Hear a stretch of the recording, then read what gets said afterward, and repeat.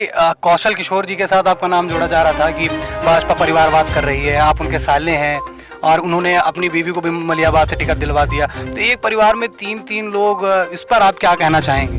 हमारे मोहल्ले में इनके छोटे भाई की ससुराल है, तो जब हमारे मोहल्ले में की बहन बेटी है तो हम रिश्ता तो वही जोड़ेंगे, रिश्ते तो वही कहेंगे कि मतलब जैसे हमारा मित्र अपने बहनोई को जीजा कहता है तो हम भी उसको जीजा कहते हैं। तो अमरीश जी, मैं आपसे एक वादा लेना चाहूँगा अपने चैनल के तहत कि अगर आप विधायक बनते हैं तो 2 साल के अंदर ही उस रोड का निर्माण करवा देंगे। ये वादा आप करना चाहेंगे? 6 महीने के अंदर 6 महीने के अंदर निगोहा बेनीगंज मार्ग और नगराम गंगागंज मार्ग। नगराम गंगागंज सबसे पहले ये 6 महीने के अंदर ये बन जाएगा, 6 महीने के बाद उसका नमस्कार, मैं हूँ वैभव दीक्षित और आप देख रहे हैं प्रजा संदेश टाइम्स।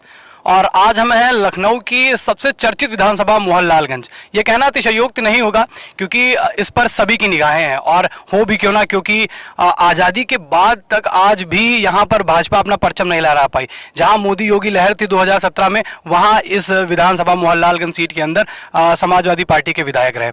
और आज हमारे साथ हैं अमरीश कुमार जी, जो कि मोहनलालगंज विधानसभा से भाजपा के प्रत्याशी हैं। सर, आपका बहुत बहुत स्वागत है प्रजा संदेश टाइम्स पर। जी, अमरीश कुमार रावत में और भारतीय जनता पार्टी और अपना दल निषाद पार्टी से संयुक्त पार्टी के रूप में हम मोहनलालगंज विधानसभा 176 में हैं। और हमारे यहाँ भारतीय जनता पार्टी कम से कम हमारी जो जीत होगी वो 50,000 प्लस से होगी।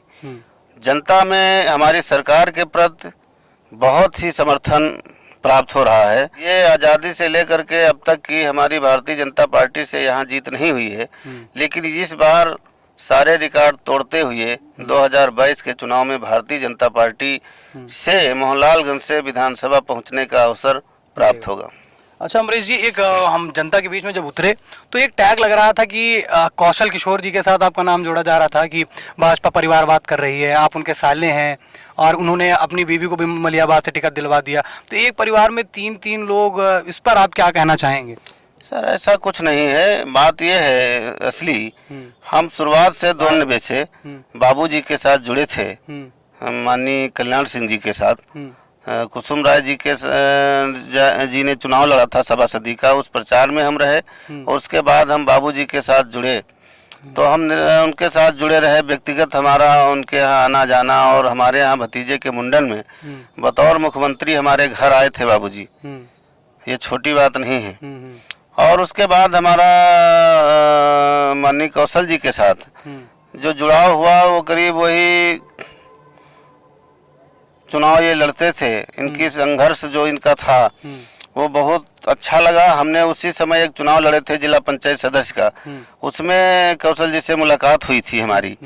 इनके विचार हमको बहुत अच्छे लगे, तब से हम जुड़ गए।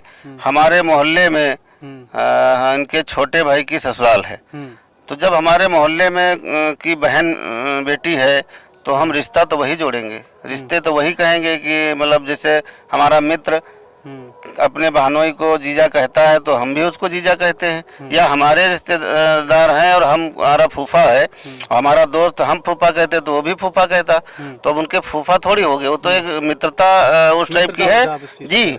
लेकिन उनके संघर्षों की जो बेला थी वो बहुत पसंद थी। हमने देखा जब कहीं कोई ज़रूरत पड़े फ़ोन कर लो, उपलब्ध हो जाना और तुरंत वो काम के लिए प्रयास करना, ये एक बहुत अच्छी उनकी आदत है। चाहे रात हो चाहे दिन हो, चाहे जब फ़ोन करके देख लीजिए, अगर समस्या में हम घिरे तो तत्काल मदद के लिए तैयार रहे। लेकिन हमारे जीवन में आज तक ना एक मुकदमा है कोई, ना हमारे खिलाफ कोई एक एप्लीकेशन किसी थाने में है।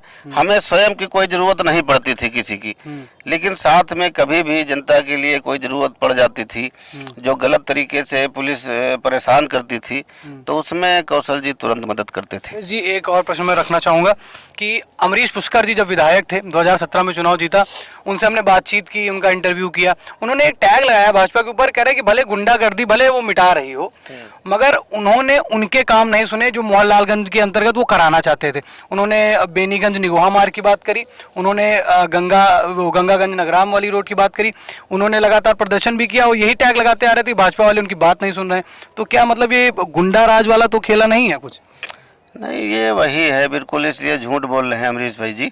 देखिए, जो गुंडा राज तो हमारी सरकार में खत्म हुआ, और जो छुटपुट दिखता होगा वो भी इस बार शपथ लेते लेते माननीय योगी आदित्यनाथ जी के खत्म हो जाएगा। या तो वो ईमानदारी से रहेंगे या प्रदेश के बाहर रहेंगे। उनका काम ना पूरा होने के क्या कारण? उनका काम ना पूरा होने का कारण, देखिए, कहीं न कहीं उन्होंने सदन में अपने बात ना रखने के सही ढंग से, जैसे कि ये निगोहा और नगराम से गंगागंज वाला जो रोड है, ये रोड प्रधानमंत्री उससे था, सड़क योजना से था।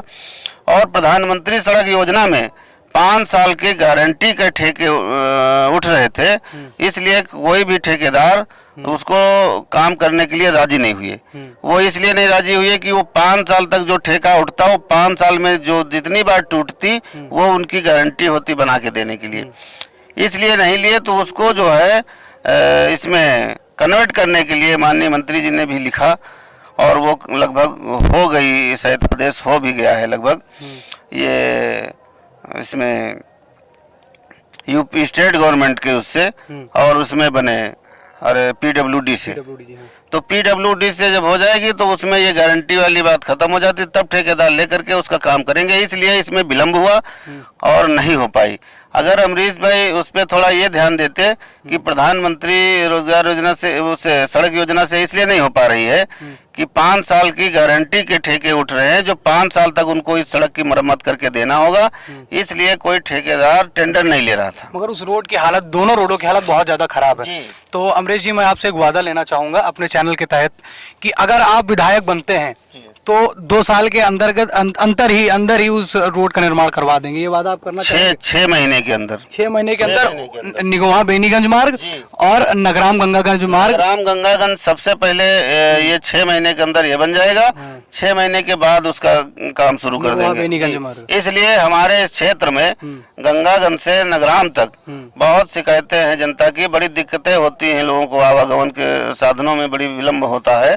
तो सबसे पहले 6 महीने के अंदर इस रोड को बनवा देंगे। तो ये वादा रहा है अमरीश जी का कि अगर वो जीतते हैं तो इन दोनों की मरम्मत लगभग 1.5 साल के अंतर्गत आप दोनों करवा देंगे। बिल्कुल सर। अमरीश जी, मोहनलालगंज विधानसभा के अंदर स्टेडियम नहीं है, युवाओं के लिए पढ़ने के लिए लाइब्रेरी नहीं है, इन सारी चीजों से हमेशा मोहनलालगंज दूर रहा है। तो आप इस पर विकास कार्य पे ध्यान देंगे या फिर जैसे विधायक आ रहे हैं ये भी आप भी बस? ना सर, मैं पूरा अपने 5 साल के कार्यकाल का जो भी बजट होगा, जो भी निधि होगी, मैं पूरी जनता के बीच में पारदर्शिता से रखूंगा। मैंने तो कसम खाया है कि मुझको एक भी पैसा नाजायज तरीके से मुझे नहीं चाहिए, और मैंने पूरे इतना जीवन ईमानदारी से काटा है। हर संभव प्रयास ये रहा है कहीं भी कोई कमी मुझसे न छूटे। जब हम पूरा का पूरा जैसे ईमानदारी से सरकार ने काम किया, तो जनता, गरीब जनता को तमाम बहुत चीजें उनको उपलब्ध हो रही, मिल रही हैं। अगर ईमानदारी से न करती तो यही कमी लगी रहती है। तो विकास कार्य आप करने वाले हैं? जी, पूरा विकास कार्य करेंगे। पूरा इस क्षेत्र में एक नई स्थिति पैदा करके रख देंगे, जो भाईचारा कायम होगा, मित्रवत सारे लोग रहेंगे, द्वेष की भावना खत्म कर देंगे। जो अभी तक ये होता है, ये मेरा है, ये मेरा नहीं है, ये मेरा, अरे मेरे क्षेत्र का हर व्यक्ति अपना है। सबके लिए विकास कार्य आप करने वाले। अंतिम प्रश्न अमरीश जी, कि आपको क्या लग रहा है लगभग कितनी वोटों से आप जीत रहे हैं? हम 50,000 प्लस से जीत रहे हैं, इससे कम का अंतर नहीं रहेगा। और सपा से ही आपकी टक्कर है, बसपा और आम आदमी पार्टी यहाँ कोई? ना, आम आदमी का तो कुछ है ही नहीं, उनकी तो जमानत नहीं बचेगी। और रहा बीएसपी का, तो बीएसपी का कुछ है नहीं। जो लोग पिछले का देख रहे हैं कि 2017 में हुआ था, वो कारण ये था, हमारे यहाँ सीट जो छोड़ी गई आर.के. चौधरी के लिए, उसमें हमारे सभी पदाधिकारी भारतीय जनता पार्टी के नाखुश थे। बहुत कुछ कहने के बाद, लिखने के बाद कुछ संगठन में सही बात नहीं पहुंच पाई, इसलिए वो सीट आर.के. चौधरी को छोड़ दी गई। जनता नाखुश थी, अपना वोट इधर उधर जिधर पाया उधर कर दिया, इसलिए वो वोट जो है ग्राफ बढ़ाया था बसपा का। वो जो 2017 का देख रहे हैं वो भूल है उनकी, ऐसा कुछ नहीं होगा। तो अमरेश जी से हमने बात करी और मोहनलालगंज भाजपा प्रत्याशी भी हैं। विकास के कुछ वादे किए हैं कि जैसे ही वो विधायक बनते हैं और 2-3 रोडें हैं जो हमारे यहाँ के क्षेत्र की बहुत खराब है उसको बनवाने का काम करेंगे, विकास की एक ऐसी लहर दौड़ाएंगे जिससे एक नई स्थिति पैदा होगी। तो अमरेश जी आपका बहुत बहुत धन्यवाद, आपने अपना समय दिया। बहुत बहुत धन्यवाद। बहुत बहुत धन्यवाद आपका।